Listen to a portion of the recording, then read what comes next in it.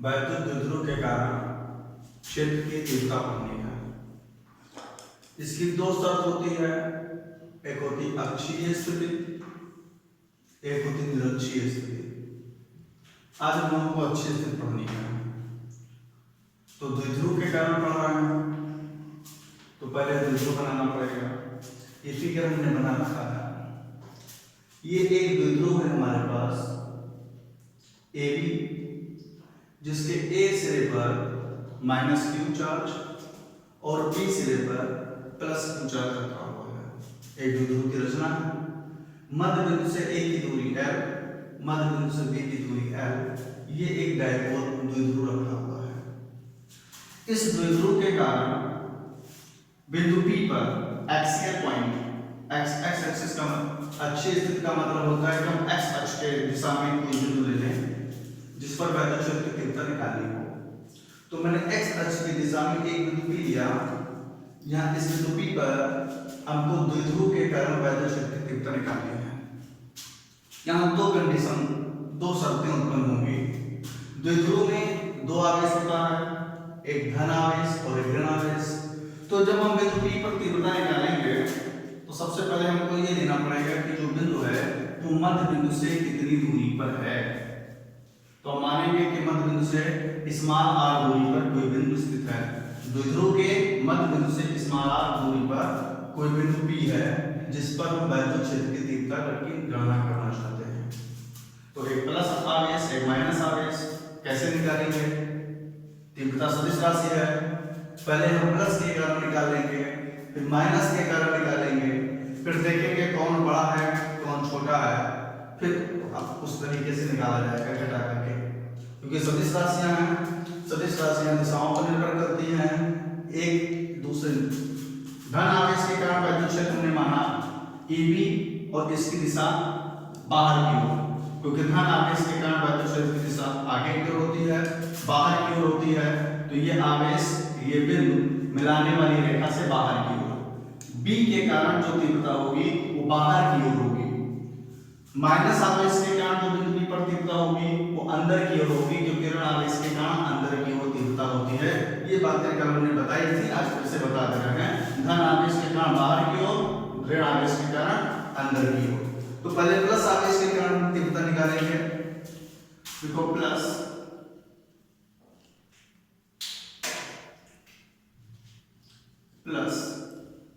Q आवेश के कारण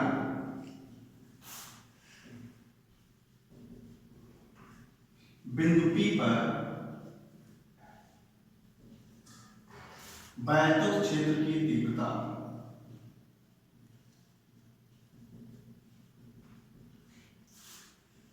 तो हमने लिख दिया EB, Q आवेश, दूरी BP, तो क्या आएगा 1/4πε0 Q/r²।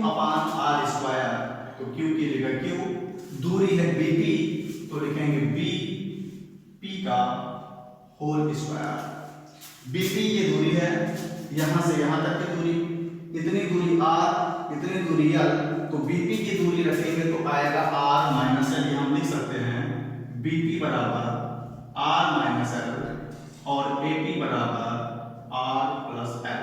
इसका आप उपयोग करेंगे तो EB जो निकल के आया, EB = 1/4πε0 Q/R - L का होल स्क्वायर। समीकरण नंबर 1। दिशा जो होगी B से P की ओर, BP की 4। अब माइनस आवेश के कारण निकालें तो -Q आवेश के कारण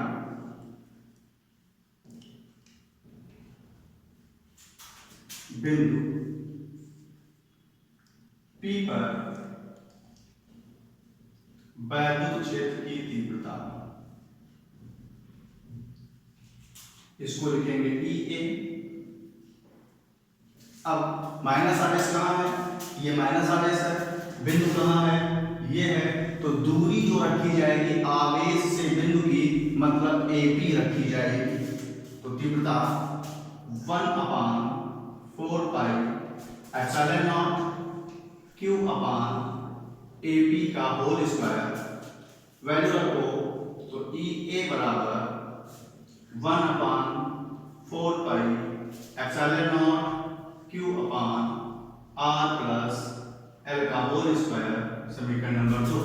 इसकी दिशा पी ए की ओर,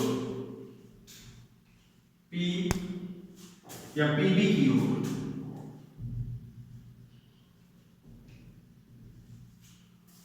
यहां से हम देख रहे हैं एक की दिशा बाहर, एक की दिशा अंदर, तो इसलिए बिंदु P पर परिणामी तीव्रता, परिणामी को डेल्टा ई से लिखेंगे। अब यहां देखेंगे कि कौन सी तीव्रता ज्यादा है।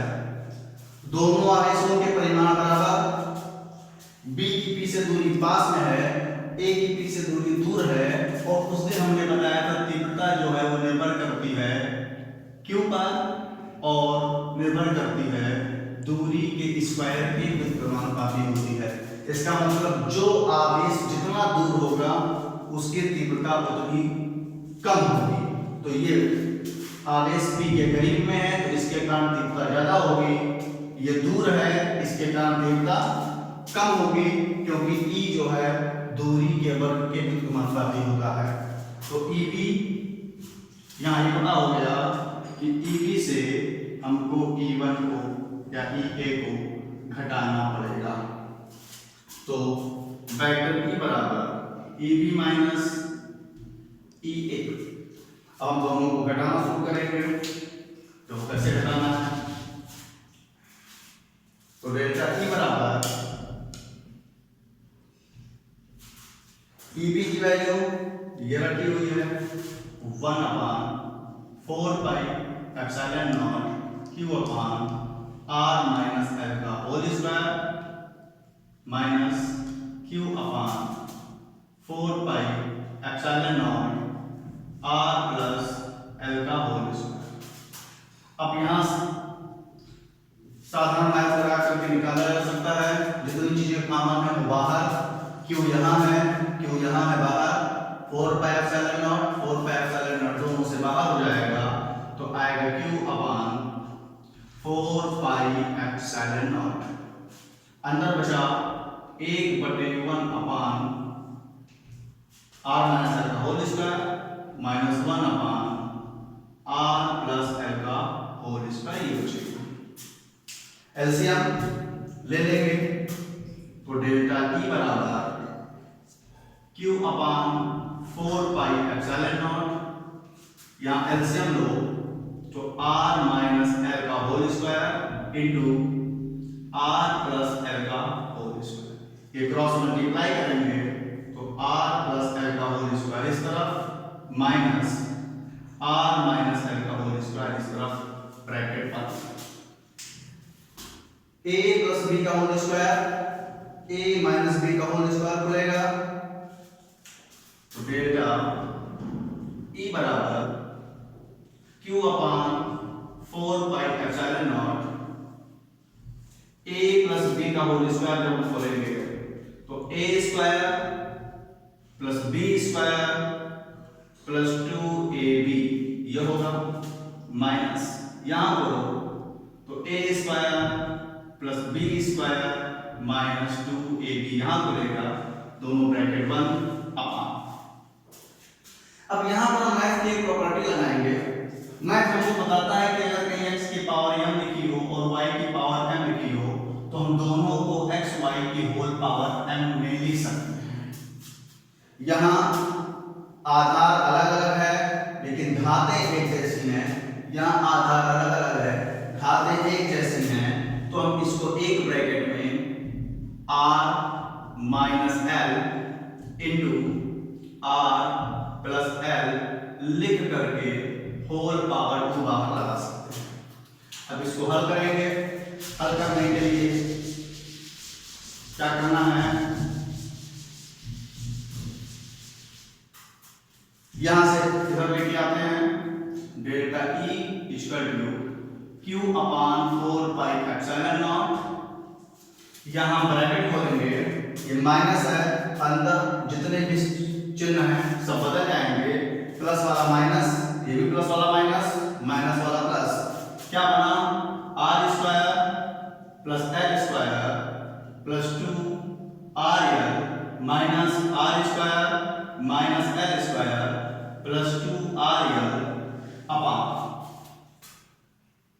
ए minus B A plus B, तो ये हो गया R square minus L square का होल स्क्वायर ब्रैकेट बंद, आर स्क्वायर से R square cancel, L square से एल स्क्वायर कैंसिल, तो डेल्टा ई बराबर Q upon 4 pi epsilon naught 2 तो 4 upon are square minus L square का whole square.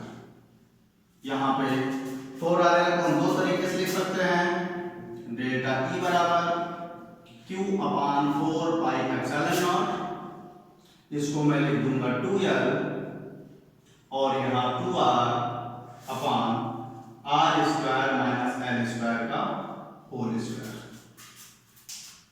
2 और 2 की गुणा 4, l और r l। अब यहां पे देखो q into 2l, q into 2l जो है इसको कहते हैं द्विध्रुव आघूर्ण, इसको p से लिखा जाता है, तो डेल्टा e बराबर आ गया 1/4 pi epsilon naught p into 2r upon are square minus L square का होल स्क्वायर। चूंकि l r की अपेक्षा बहुत कम होता है तो एल स्क्वायर का मान और भी कम होगा आर स्क्वायर से, इसलिए एल स्क्वायर को छोड़ दिया जाता है, एल स्क्वायर को हम छोड़ देते हैं क्योंकि इनके बीच की दूरी एंगस्ट्रॉम में होती है, और जब हम एंगस्ट्रॉम का स्क्वायर करेंगे तो 10 की पावर माइनस 20 के आसपास आएगी, तो वो लेने का कोई फायदा नहीं होता, उसको छोड़ दिया जाएगा। तो डेल्टा ई बराबर 1/4 pi epsilon naught p into 2r, यहाँ आर स्क्वायर का होल स्क्वायर बना ई बराबर 1/4 pi epsilon not 2pr upon r की पावर 4, एक पावर कैंसिल हो गया, पावर आया 3, तो डेल्टा ई बराबर निकल के आ गया 1/4 pi epsilon naught 2p upon r cube, मात्रा न्यूटन प्रति कूलम। ये जो सूत्र है, इस सूत्र की सहायता से वैद्युत क्षेत्र की तीव्रता अक्षीय स्थिति में हम द्विध्रुव के कारण निकालते हैं। E बराबर डेल्टा ई बराबर 1/4 epsilon naught 2p upon r cube. इस सूत्र का इस्तेमाल करके किसी भी द्विध्रुव के कारण वैद्युत क्षेत्र की तीव्रता अक्षीय स्थिति में ज्ञात किया जाता है। निरक्षीय स्थिति जो है उसको हम कल कराएंगे, आज इसको आप लोग तैयार करके रखिए, निरक्षीय स्थिति के बारे में कल पढ़ाया जाएगा।